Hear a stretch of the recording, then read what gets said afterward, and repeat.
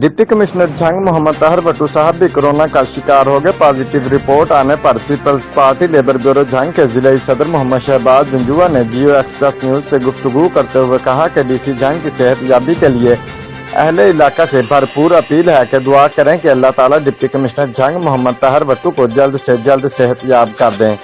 और साथ में तमाम पाकिस्तान में जितने भी कोरोना मरीज हैं अल्लाह पाक इन्हें भी सेहतयाबी अता करे,